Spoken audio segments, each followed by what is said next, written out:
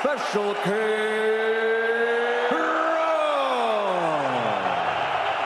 Gennady Golovkin, a.k.a.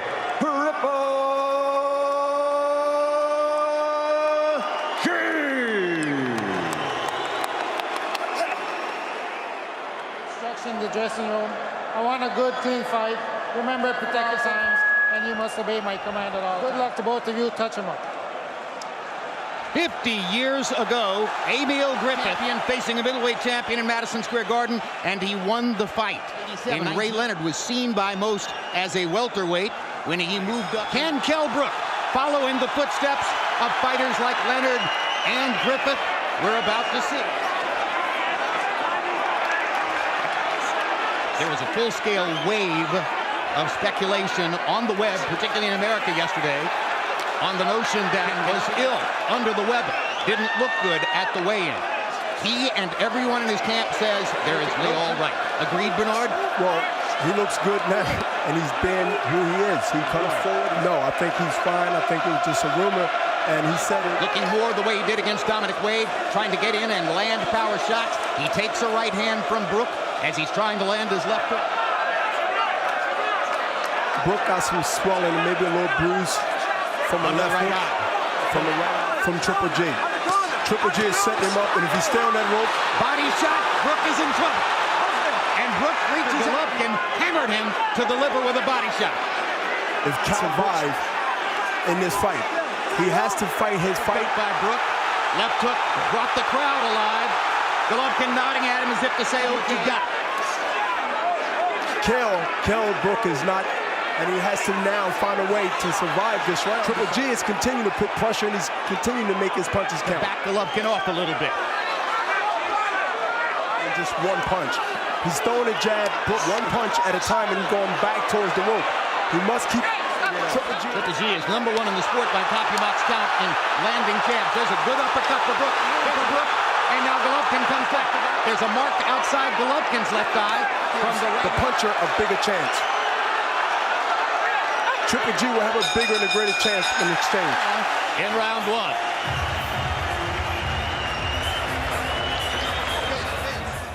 Here's the left.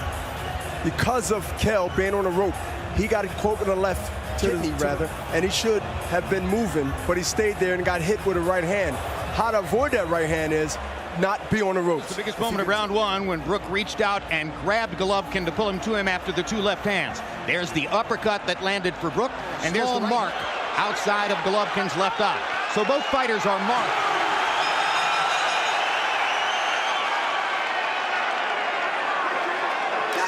Veteran referee Marlon Wright staying distance to give freedom of movement to Golovkin and Brook. Patient but consistent, because if he sits there and wait and take a picture, he don't want to be on the end of those punches. He has to be thrown by both men, and if he's not first, I don't believe he can take the power in a long fight with Triple G. Well, for better or for worse, he's a fight with Triple G. Maybe he wants it that way, and they're trading in the center of the ring. And right now, Brook is getting the better of it. Able to get too comfortable because Triple G is a high percentage knockout punch, but he can't think about, Kell Brook can't think about the power, but he must think about what can happen. As far as knockdown, he must be conscious of that. Golovkin going to his jab now, round one. Now jabbing, set up the right hand. And Golovkin landing sweeping a right hand across Brook. Brook just threw a nice short counter.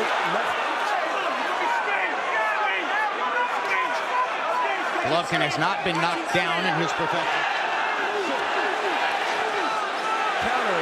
When Triple G throws one punch or a wild punch, he's waiting to counter. He's a better counter puncher when Triple G is coming out of his seats. Excited by the uppercut. Brook getting in some heavy. Golovkin gets in a right hand over the top. But Brook comes back with a forepunch. He bought himself time, where he wears out Triple G to the point where Triple G is in him. Brook seems to have realized early on that Golovkin wants to put pressure on him, wants to put him in a box in both of the first two rounds.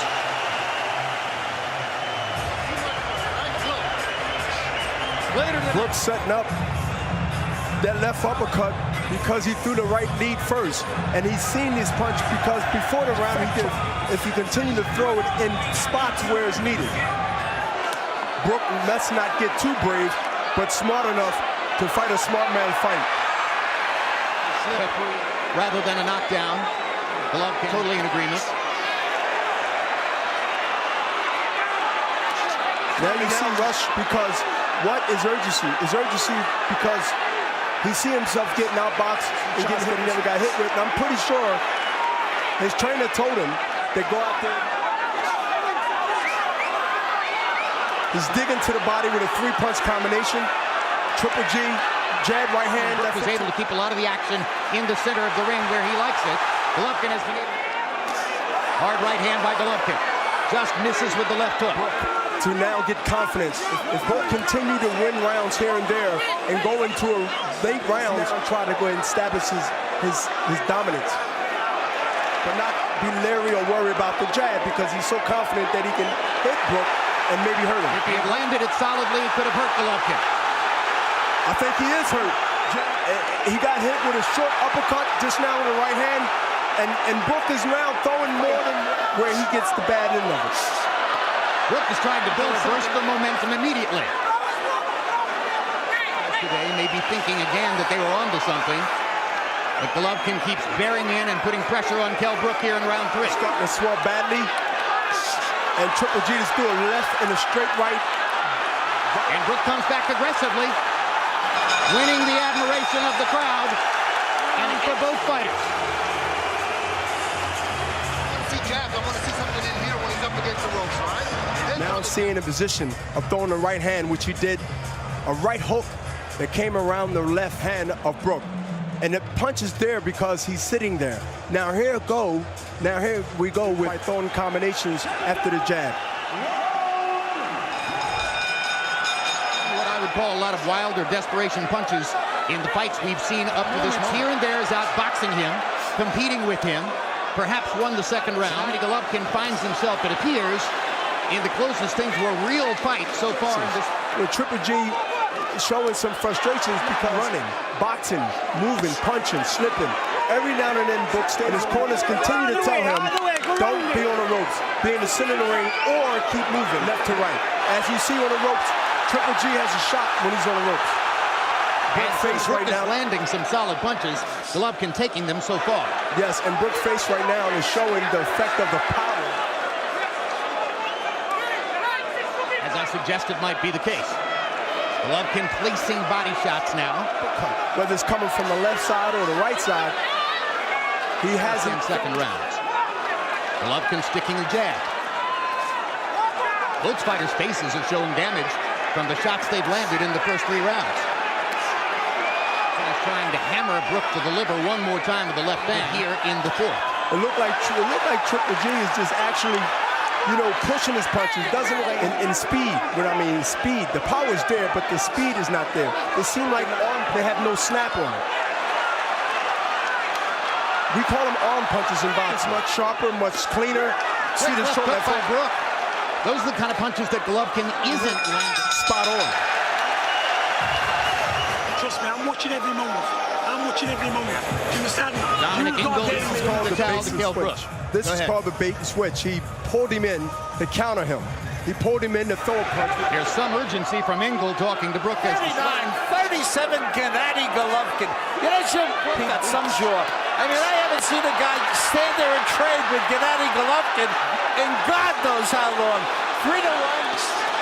And Golovkin delivers his fiercest rally of the fight. Completes that scoring summary. Now Brook holding out his arms as if to say, to the ropes, Bernard. And Brook is putting his hands up like he wasn't hurt, but you know, he might be hurt later. So I think he should stay focused. I think he was hurt a little bit to let the opponent know that you're not hurt, but that normally means the opposite. He leaves himself to get countered like he just did with a straight right. And I believe he's hurt with this, and now Triple G is going to keep him there. Halfway through the 5th round. Golovkin is now landing body shots again. He did in round number 1. And yes, he is. He's pop-shotting right now, as you see. And Dominic in the far corner is holding up a towel.